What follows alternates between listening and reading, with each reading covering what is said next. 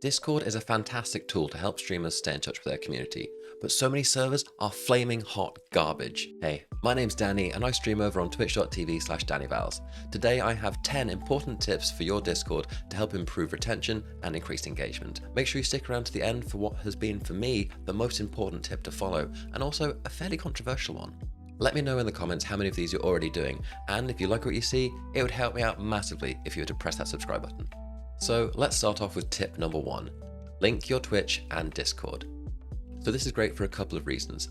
Firstly, it allows your Discord server to pull in the emotes you've already uploaded to your Twitch account. Not only that, it's great for branding too, because your users can use the same emotes on Discord that they're already used to using on Twitch. And as an added benefit, when you update your emotes, you just need to upload them into one place, onto your Twitch account, and your Discord will update automatically. Secondly, linking your Twitch account with your Discord allows you to give your Twitch subs a unique role in Discord. Now, your Discord users will need to have their Twitch accounts linked with their Discord account, but this can be fantastic for giving subscriber-only benefits. This could be as simple as having a subscriber-only section on your Discord. Maybe you have a text channel, and in it you can put the Jackbox Games code a minute before everyone else. Or maybe during certain games you want to be able to have your Twitch subscribers join you in a voice chat. To do this, you can right-click your server, go down to server settings, then you can click integrations. From here, you can just click on Twitch, and then it's as simple as pressing enable. It'll take a moment to authenticate with Twitch, but once it does, you can click here to allow synced subscribers to use your custom Twitch emotes in your Discord. Make sure you save your changes, then you can go up into the synced role and click Twitch subscriber. From here, you can set the name of your new role, as well as set some colors to match your branding. And then finally, once you're done, press save changes. Tip number 2, use @everyone in only one channel, and treat @everyone with respect. Let's be honest, Discord is a noisy place, and if you're anything like me, you're probably part of way too many servers. Discord's default behavior is to notify every user about every message, so on a particularly busy server, your phone could be blowing up with a buttload of notifications. To counteract this, what a lot of users will do once they join a Discord is they'll change their notification preferences to only @mentions. Of course, this doesn't just include @username, but it includes @everyone as well. If you're using @everyone multiple times a day in multiple channels, it might make people not stick around. Instead, you should set up an announcements channel and only use @everyone there. That way, if a user doesn't want to receive those notifications, they can just mute that one channel and not your entire server.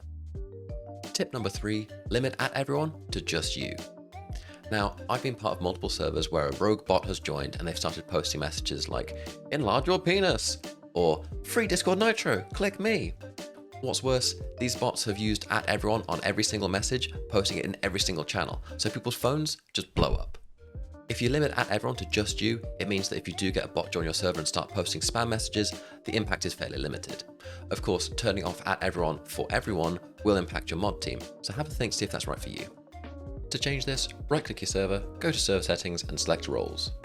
From there, you can click default permissions, and in the search box, just type an @. This will bring up the option to allow users to use @everyone, @here, and @user roles.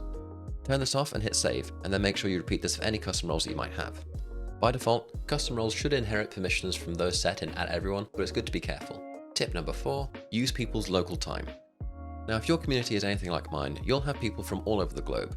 I've got people from the UK, different time zones in both the US and Canada, Eastern Europe, Asia, all over the place. If you post a stream schedule weekly, and you really should, and you say, "I'm going live at 6 PM, this could be a bit alienating for your international audience, particularly around daylight savings time when different nations change their clocks on different dates. Someone named DJ David98 created a tool called HAMMERTIME. This is a tool that allows you to put in a date and time in your time zone and have it generate a dynamic timestamp, which each Discord user will see in their time zone. So for instance, if I post saying I'm planning on going live 11 PM on Monday, people in the East Coast of the US will see a go live time of 6 PM. People in Eastern Europe will see a go live time of 1 AM the next day. Have a play around with it, there's a link in the video description. Tip number 5, make categories. I can't stress enough how important it is to have a well-organized Discord server. Often when somebody joins a server, it's because they've got something to share, and if they can't find where to share that, they're only going to spend so long trying. If your users don't know where to post their content, your engagement's going to be low. Of course, nobody wants to share something on Discord and then 5 minutes later get a message from a moderator which reads, "Hey, love the content, could you put it somewhere else though?" There's nothing wrong with these kinds of messages, but for someone suffering from anxiety or shyness, it might come across as confrontational. If you have categories in your Discord, this reduces the chances of that kind of thing happening. Creating categories is a fantastic way of letting users know where they can contribute, and it gives them an idea of what sort of topics to expect within those channels. As an added bonus, people can change their notification preferences for an entire section at once, meaning if there's a sports section and you don't care about sports, you can turn it off. If there's a gaming section you want to see every single message, you can get notifications for every single message. As a server admin, this will let you set rules and permissions for entire groups of channels, but more on that later. So to create a category, simply right-click on some blank space in your list of channels and choose Create Category. Give it a name, click the blue button, and then you can drag channels into that category. What I would definitely recommend is using some additional text to style your categories so they stand out a bit more. Personally, I use a double equals on either side of the title, but I've seen servers use ASCII art and obscure characters to great effect. I've put a few examples down in the description for you. Tip number 6, use emoji in your channel titles. A lot of people are visual learners, and if they can't remember the name of something, they're likely to still be able to recall the emoji for it. Plus, this helps identify channels at a glance when scrolling through quickly. For Discords that have a lot of channels, having an emoji in the title makes a huge difference. For some added clarity, I would recommend using a space between your emoji and your channel title, but actually, Discord replaces any spaces in channel names with dashes. Thankfully, there's a special character that we can use that has space included in it, and we can use this to improve the layout of our Twitch channels. I've popped it in the video description along with a few other characters you might want to use, but this is called a vertical M dash. I've recommended this to a few Discord admins in my time, and it always goes down well, and it just makes things look a lot more clean and memorable. Tip number 7, channel and category names that actually make sense.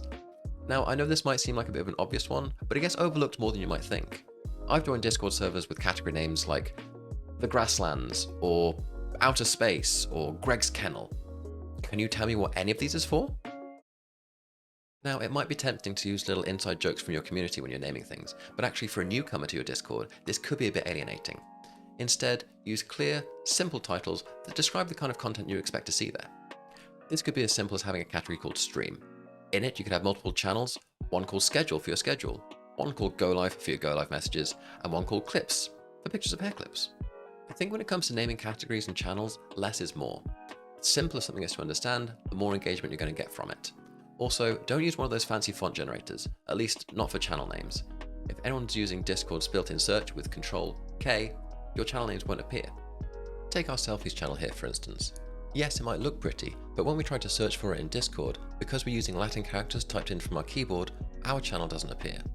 It's also worth bearing in mind that different devices display these fonts differently. Your users might have a different experience based on if they're Windows, Mac, iOS, or Android. As a final note on naming, alphabetize where it makes sense. In my experience, it works well to have categories in order of importance, but the channels within those categories should be alphabetized just to help people find things easily. Tip number 8, archive stale channels. Let's face it, sometimes a Discord channel will outlive its usefulness. Don't get me wrong, I'm a very sentimental person. I've kept hold of birthday cards from years gone by, probably more than I should have. But when you join a Discord channel and every message seems to be from 6 months ago, it doesn't exactly fill you with a desire to contribute. Replying to those messages is what we used to call in the internet forum days, thread necromancy. Maybe you had a channel to talk about an upcoming charity stream, or maybe you had a channel to talk about a time-sensitive event and that time has now gone by. In an effort to keep things fresh and relevant, your Discord should be full of channels that people feel they can freely contribute to. If you can't bring yourself to just delete a channel outright, that is where archiving comes in handy. You can create a category, call it archive, and then just drag it to the bottom of your Discord. You can then start pulling in Discord channels once they outlive their usefulness. People can still view them, or you can set up the permissions so that only you can view them. How? That brings us on to our next tip. Tip number 9, private parts. This has to be the biggest help to me as a small streamer. No, obviously I'm not talking about sharing nudes. I'm talking about having sections on your Discord that aren't available to everyone. It's really easy to do. You just right-click a category or channel and click Edit and then go to Permissions. You can then mark it as private and add specific members or roles so that only the people you want can see the channel or the category's contents. There are loads of really useful and interesting ways you can use private channels on your Discord, such as giving people roles based on their interests. You might want to give anime fans access to an anime discussion channel, sports fans a place to brag about their favourite sports ball team and how great they're doing at the big league. You can even get Discord bots that will give people these roles based on reacting to a post with a certain emoji.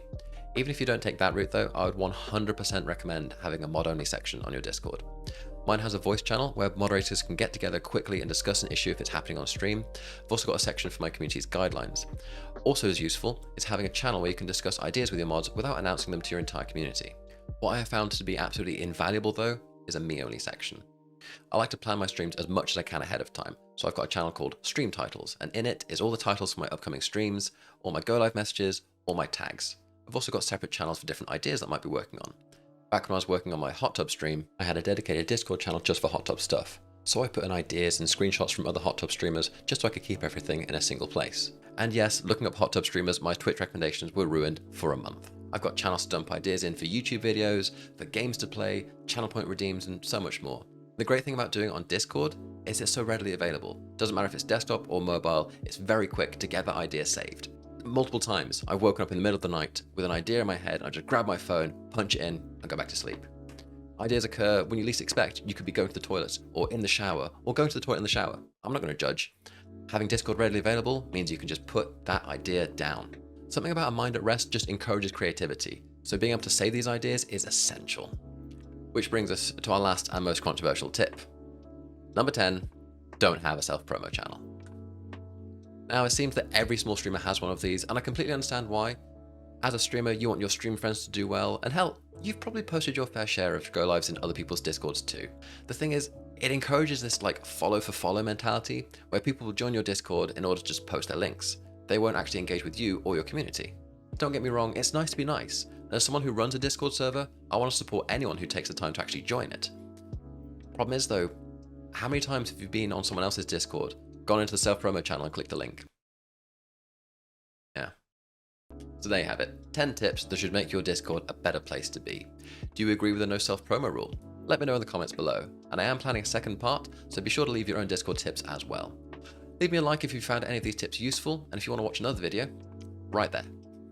I've been Danny, I'll catch you on the next one.